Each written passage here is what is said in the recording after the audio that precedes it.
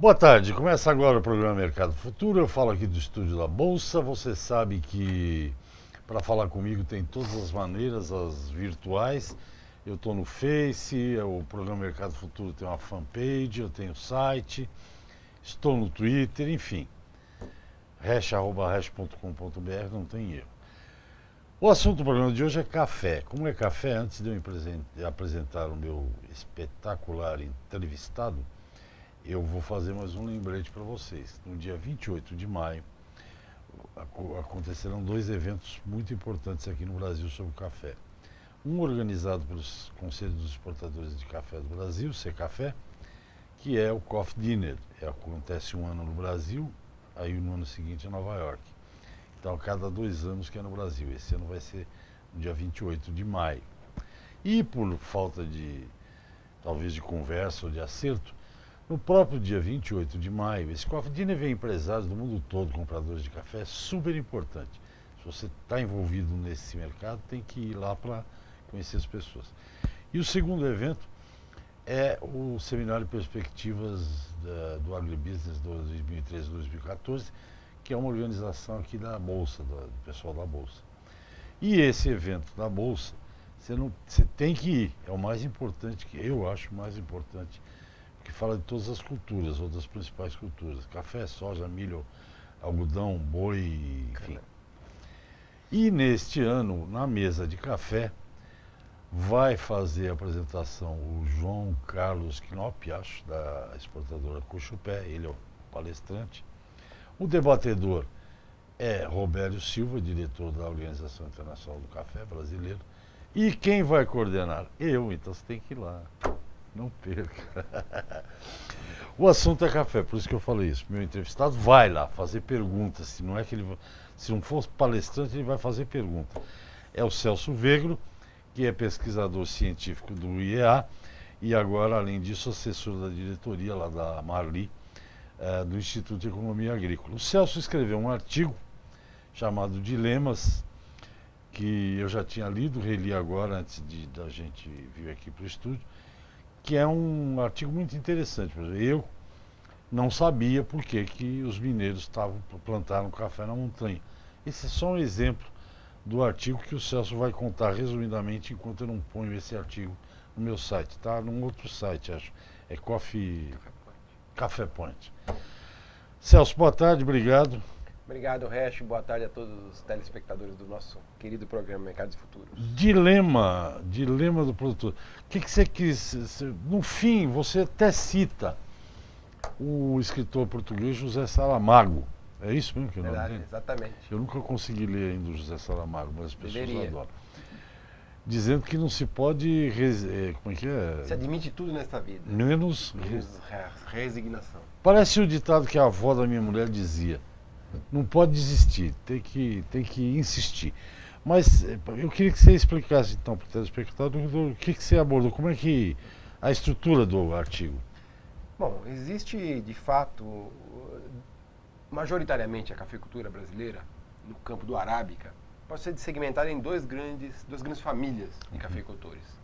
Aqueles situados em regiões de Planalto, então tem aqui a Mogiana Paulista, o Cerrado Mineiro, algumas regiões do Paraná. E você tem a cafeicultura, a região de Marília, Garça, também um espigão bem Planalto.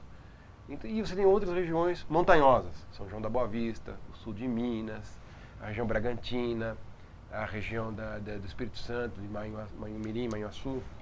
Então você tem Venda Nova de Imigrante. Então você tem praticamente duas famílias, dois conjuntos de cafeiculturas, a de Planalto e a de montanha. E essas especificidades configuram essas cafeiculturas de forma totalmente discrepante. Você não pode falar de cafeicultura como um bloco único. A cafeicultura brasileira. Primeiro que a arábica robusta, já são duas cafeiculturas. E dentro do arábica tem uma subdivisão importante. Se a gente for subdividir, tem mais coisa ainda, Hash. A familiar e a empresarial, a sequeiro e a irrigada. Bom, nesse artigo que o Hash destacou aqui, que vai lá para o site dele em breve, eu quis enfatizar, inclusive a pedido do Guilherme Braga, que é coordenador do Secafé e editor da Revista do Café, ele me pediu para enfatizar a questão do cafeicultura na montanha. Né? Que poderia ser discutido economicamente sobre essa cafeicultura? Econômico e socialmente e ambientalmente. Quer dizer, uma análise mais global desse assunto. Eu respondi, olha, eu vejo essa cafeicultura pautada por diversos dilemas. E nem todos são verdadeiros, Resch. Montanha, não sei se o Resch percebeu, mas montanha, eu coloquei o tempo todo entre aspas. Não. Né? Por que essas aspas? Né? Qual o sentido disso? Essa é a parte falsa do dilema. Porque estudos recentes, Resch, mostram que no sul de Minas, 85% das áreas são mecanizáveis. Ah, é? Ah, isso eu vi. Então, como é que você pode... Quer dizer, a ideia de que montanha é um lugar que você só entra lá com burro, essa ideia é totalmente falsa. São áreas passíveis de mecanização. Agora, efetivamente, existem montanhas de fato. Manhumirim, Manhuaçu, tem realmente pendentes, 85% das áreas, ou 80%, não me lembro agora no texto, tem isso direitinho, a maior parte das áreas estão em pendentes acima de 20%, ou onde já há limitações severas para a mecanização. Então, essa que foi a tônica do artigo. Declividade até 20 se mecaniza. Com bastante tranquilidade. Acima de 20 começa a ter complicações. Okay. Né? Então, esse que foi de tentar desconstruir essa ideia de montanha como um lugar inacessível. Um lugar onde as barreiras são muito drásticas para você ter uma cafeicultura competitiva. As barreiras naturais. Né? Bom, em compensação, os fatores edafoclimáticos, né? Mais os climáticos do que os edáficos, são muito favoráveis. A obtenção de qualidade na montanha é quase que uma garantia. Não é nem uma certeza, é uma garantia. Você consegue fazer com muito maior facilidade e qualidade na altitude que a montanha propicia do que nas regiões de cerrado ou mesmo nas regiões de planalto mais baixos. Bom, essa foi daí vem essa história desse dilema. Agora, quais são os dilemas verdadeiros, Resch? Só antes de você continuar, por que eu gostei da abertura do artigo, que você explica por que o café foi para a montanha. Então, Resch, vamos lá. Essa simbiose do café com a região montanhosa tem duas possibilidades de elucidação, de interpretação. A primeira é a questão das geadas. Ou seja, o ar frio sempre se concentra na baixada, café, uma planta susceptível a frio, quer dizer, subindo o morro, nós estamos protegendo essa lavoura das condições drásticas de clima, com um evento chamado geada. Outra interpretação que eu acho mais plausível até, porque as geadas não são um fenômeno tão recorrente assim na história da nossa cafeicultura, 15, 20 anos entre uma e outra, me parece que é a questão do controle social sobre a força de trabalho. Ao situar a lavoura no alto da montanha e a casa grande na parte mais inferior, e logicamente próxima da água, e facilita a vida da administração doméstica, mas além dessa questão, também a situação da casa grande no vale e a lavoura na montanha permite um controle social, ou seja, o proprietário, o dono, consegue comandar ou mesmo supervisionar à distância o trabalho que está sendo desenvolvido nas lavouras. Então, existem essas duas possibilidades de análise, eu acho que as duas se mesclam para entender por que essa cafeicultura criou essa simbiose entre café e montanha. Ok, vamos ao intervalo, já você completa aí. Tá? Eu converso com o Celso Vegro, o e-mail do Celso é celvegro@iea.sp.gov.br. Celvegro é céu de Celso, tá? Não é de coronel, mas é Celvegro. Vamos no intervalinho de 30 segundos e a gente volta já.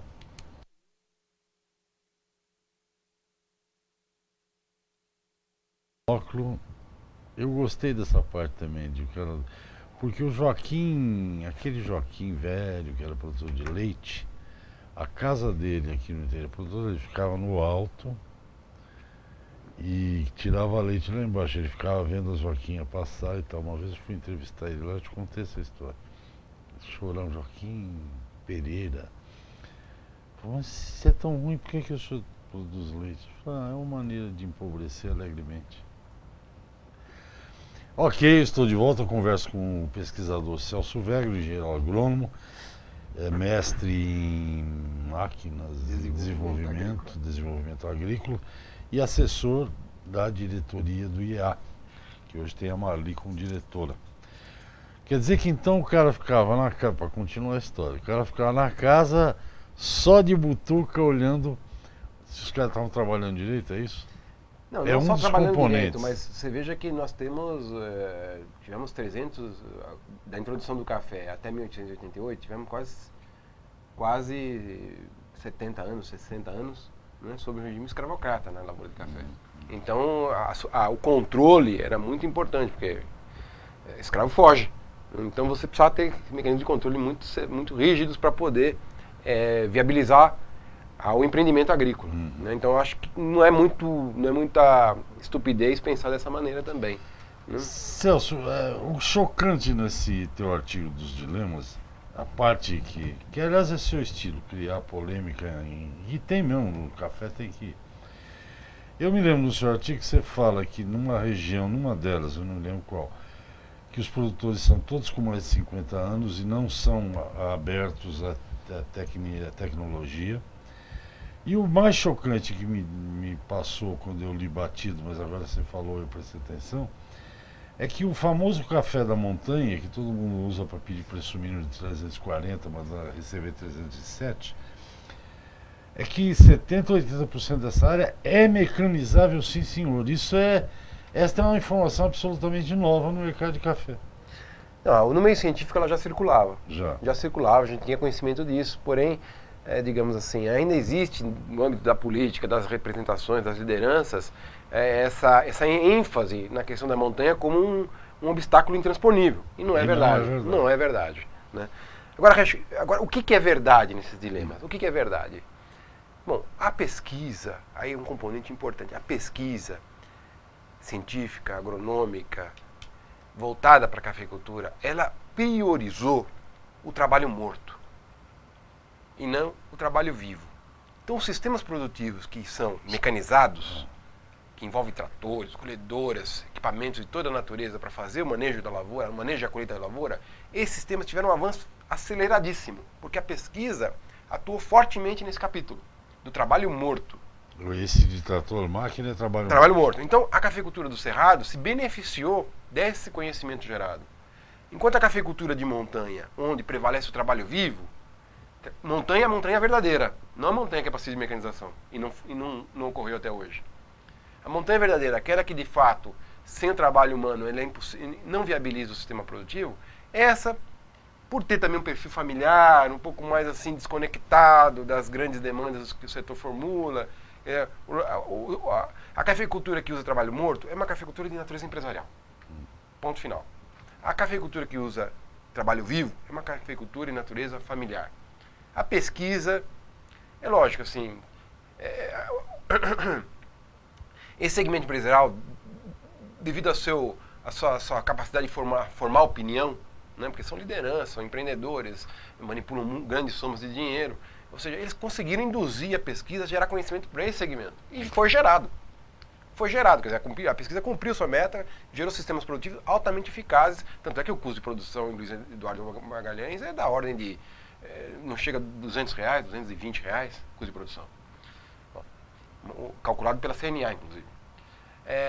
E aqueles sistemas familiares, de montanha, dependentes do trabalho vivo, ou seja, de gente, esses sistemas não tiveram a mesma, digamos assim, a mesma atenção por parte da pesquisa. E hoje estão pagando o preço disso. Eles continuam com métodos produtivos, com sistemas de organização do trabalho, basicamente os mesmos de 30, 40 anos atrás, antes de ter surgido a cafeicultura de Cerrado. Então isso é o preço que está se pagando hoje, desse direcionamento meio viesado da pesquisa que foi tomada no passado. E não é culpa do pesquisador, quer dizer, o formador de opinião acabou induzindo, apelando nesse sentido, e a pesquisa acompanhou isso. Agora, isso não quer dizer que não foram geradas inovações para esse segmento. Foram geradas inovações. Mas se você pegar, como eu peguei aqui no nosso texto, as estimativas de safra da Conab para as regiões de montanha, inclusive aqui em São Paulo, consegui separar os dados, você vê que a produtividade, nos últimos 5 safras, é ali 21, 22 sacas. Né? O ano passado foi um ano de alta, teve até uma melhoradinha. Mas se você dizer que é 22 sacas a produtividade média da cafeicultura de montanha no Brasil, média do Brasil, você não está errando muito. É uma produtividade modesta.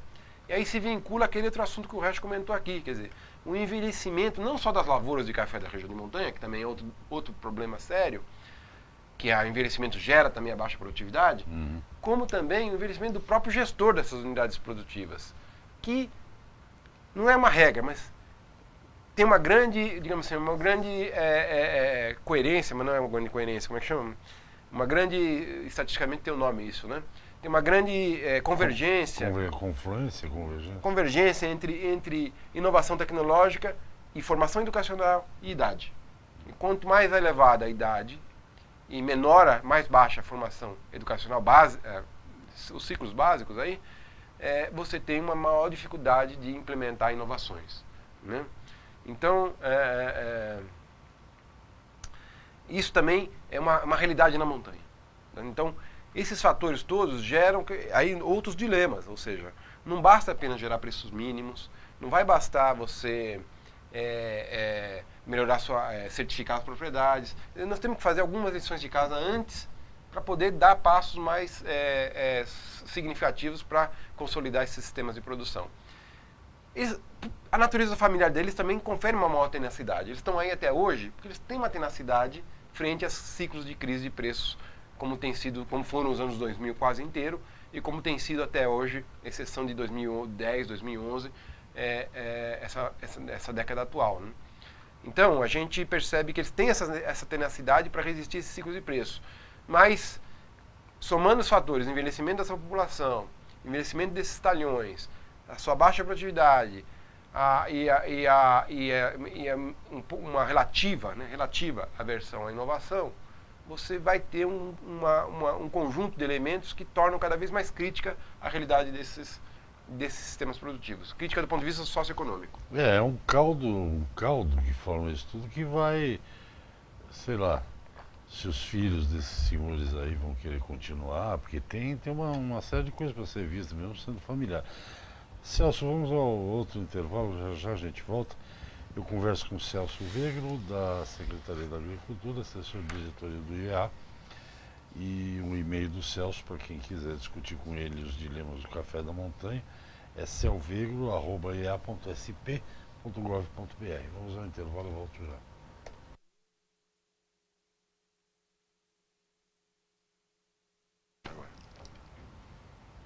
Abriu no capítulo aqui da Vaza. O dilema acabou? Se você quiser, não, tem mais, dá pra falar mais uma coisa. Tá bom. O Bruno e o Edson Bordim, que eu chamo de Bordã. Atenção. Tem mais um assunto, sim. Tem? Sim. Qual que é o assunto? Ok, estou de volta. Meu entrevistado é Celso Vegro, assessor de diretoria do IEA, celvegro@ea.sp.gov.br é o e-mail do Celso. E ele escreveu um artigo chamado Dilemas, né? Que é a história do café, da cafeicultura de montanha. Celso, tem um negócio que eu vou colocar aqui na mesa. Por exemplo, a Embrapa de São Carlos tem um programa que ela pegou um monte de pequeno produtor de leite que basicamente quase todos iam desistir de produzir leite, tinham 2 vacas, 1 vaca, 4 vacas, 8 vacas, e iam morar agora não pode falar favela, não é politicamente correto, comunidades da cidade, certo? Aí eles foram lá, ensinaram, não gastaram muito dinheiro, não, era manejo mesmo, basicamente. Não deixar com mastite, limpeza, não sei o quê. Os produtores que produziam 2 litros por vaca passaram a produzir 15, 20, até mais. É loucura da minha cabeça imaginar que poderia ser feito um projeto para esse pequeno, porque eles são pequenos produtores, familiares, ensinando algumas tecnologias que já devem existir, para que esse cara, em vez de produzir 20, passasse a produzir 25, 27 sacas por hectare. É doidice, não? A única doidice na sua elaboração, Resch, é comparar o leite, que é uma renda diária, com o café, que é uma renda anual. Isso. Essa diferença muda um pouco as coisas. Complicado. Muda um pouco as coisas. Mas não é doidice imaginar que a revigoramento, a recuperação do serviço de extensão rural pública é uma demanda qual esse governo já entendeu que é necessária. Não só do ponto de vista de pessoal, mas também de salário e infraestrutura. Ou seja, tem que ter veículos, tem que ter combustível, tem que ter diárias, tem que ter estrutura, tem que ter internet, né, para poder fazer um trabalho bastante consistente. Com a tecnologia disponível aí, Regis, nós podemos dobrar essa produtividade sem grandes, assim, não é um esforço assim, digamos assim, hercúleo. Não vai precisar de nenhum esforço hercúleo para sair de 20 e pular para 40. Isso num prazo curto. É lógico, a gente não está falando aqui de sistemas orgânicos, estamos falando de sistemas convencionais. Sistemas já mais orgânicos aí tem limitações para esse crescimento, não dão esses saltos. Né? Mas com a tecnologia disponível é possível. Revitalizando, revigorando o sistema de extensão rural público, isso se torna mais fácil. E é possível construir, sim, projetos de extensão para viabilizar essa cafeicultura. Então, Regis, você não está nem um pouco errado, não. Aí compete, por exemplo, isso que você falou é bem interessante, porque a CNA elaborou um documento especificamente para gerar políticas para a região de montanha, destinado ao cafeicultor de montanha. Listou ali 5 itens. Né? Não sei se devo ler aqui, mas preço mínimo regionalizado, ou seja, o preço da montanha seria diferenciado do preço das outras regiões, contrato de financiamento para custeio de 5 anos, incentivo à renovação e erradicação de cafezais de baixa produtividade, então renovação e erradicação incentivadas pelo governo, desenvolver maquinários de colheita apropriada para a situação de montanha, simplificação e redução do custo de formalização da mão de obra, porque grande parte é informal. Okay. Mas dentro desse escopo de proposta não tem nenhuma falando sobre extensão rural. E criação de modelos, de propriedades modelos ou qualquer coisa similar, ou daquele sistema do Paraná, do treino e visita. Né? Você dá o treinamento para os cafeicultores numa propriedade modelo, depois passa a visitá-los para tentar reproduzir aqueles modelos que eles observaram na prática. Então, o tal chamado treino-visita, até conseguir dar o salto no patamar tecnológico daquelas propriedades. Então, isso não foi relacionado aqui. Então, é de fato uma lembrança que deveria estar e não está. Mas eu queria chamar a atenção para outra coisa, Regi. Também, quer ver, por que o cafeicultor precisa ser o dono da propriedade? Por que ele precisa ser o dono? Por que a gente precisa? Por que tem movimento sem terra? Por que alguém tem que ter direito? Porque nas cidades europeias hoje, ninguém pensa mais em ter um carro, mas trabalha com sistema de locação, deixa na rua, pega pela internet e fala, eu quero um carro tal horário, em tal local, vai ter um carro ali, passa o cartão, pega, usa, larga em outro lugar, já sai na conta. Quer dizer, não precisa ter mais um carro. Você não precisa ser proprietário das coisas, você precisa ter serviços, uma oferta de serviços. Então, eu imagino que nessas regiões de montanha, onde a mecanização de fato não é mais, não vai ser possível, nem mesmo com a adoção daquelas derriçadoras costais, que 2 homens fazem um trabalho de 5, já é um ganho, mas mesmo assim ainda o custo se mantém elevado, eu acho que não. Né? Adotando esse modelo já consegue um bom abaixamento do custo. Mas mesmo assim, se o custo continuar elevado, por que não pensar numa reinvenção das parcerias? Por exemplo, o cafeicultor fatia o seu imóvel nas regiões que a maquinária não acessa, com os próprios empregados, e cuida e se torna responsável para fornecer os insumos e preparar a colheita dele. E fazer a comercialização em nome deles. Quer dizer, então, existe uma possibilidade de você, já que a mão de obra é um dilema, ele transformar esse trabalhador num proprietário. Num proprietário na forma de um contrato de parceria. Um sócio. Então, exatamente, um sócio. Então ele resolve esse problema, quer dizer, ele sai da questão ele torna o trabalhador, que tem aquela remuneração mensal definida na sua carteira, por um sócio que vai correr os mesmos riscos que ele, com os preços que o mercado vai oferecer por aquele produto. E ele se responsabiliza pela parte final, ou seja, da assistência técnica, ele compra os insumos coletivamente, ele recebe essa produção, lava, descasca, prepara, seca, armazena, rastreia, faz tudo bonitinho e comercializa em nome disso e se dentro desse contrato de parceria se reparte os resultados dessa operação. Então eu acho que, eu creio que dá mais poder ao trabalhador no sentido dele ser um tomador de decisão junto com o proprietário, é uma forma de contornar esse problema da questão da mão de obra. Da mão de obra na montanha. Até porque tem uma tabela na matéria, no artigo do Celso, que mostra salário de mão de obra, subiu barbaridade, cara. Pois é, a questão do, por exemplo, o volante nosso é o boia fria, né? A gente chama volante para ser, como é que é? Politicamente correto, a gente chama de volante, mas é o boia fria. Ele subiu 162% de 2008 para 2012. 162% o salário, a diária dele, né? Mas na média dos permanentes, dos temporários, você tem uma média de 40% de variação salarial.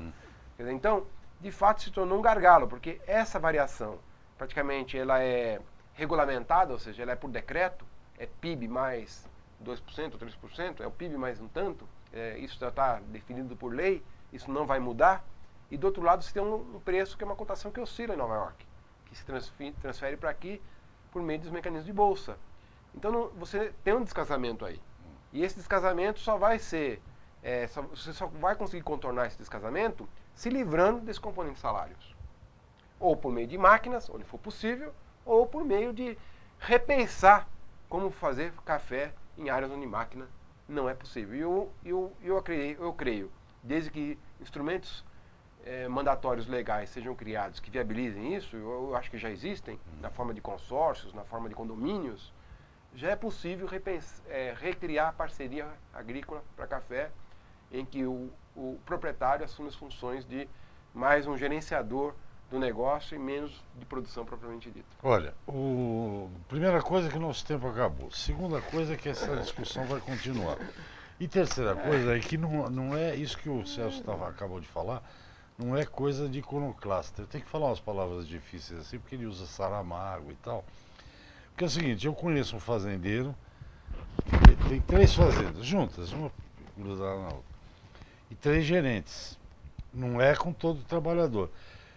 Esse fazendeiro determina com os 3 gerentes as metas. O que nós queremos com café, o que nós queremos com soja, com girassol, papapá. E sai fora. Quem executa é o gerente e tem ou não um bônus pelo resultado obtido. Quer dizer, já existe, funciona e não é coisa de iconoclasta. Tá bom? Obrigado. Celso, obrigado mais uma vez pela tua presença. Manda um abraço lá pro pessoal do IA. E vamos voltar a falar, porque isso dá muito pano pra mão. Eu tenho um recadinho antes. Rápido, então vai. Então lá, dia 24, festa da colheita no cafezal do Instituto Biológico. Eu também vou estar lá. É o Dia Nacional do Café. 24 de maio, festa lá no Você vê que maio vai ter festa de café o tempo todo. Gente, tchau. Amanhã eu estou de volta. Obrigado, até lá.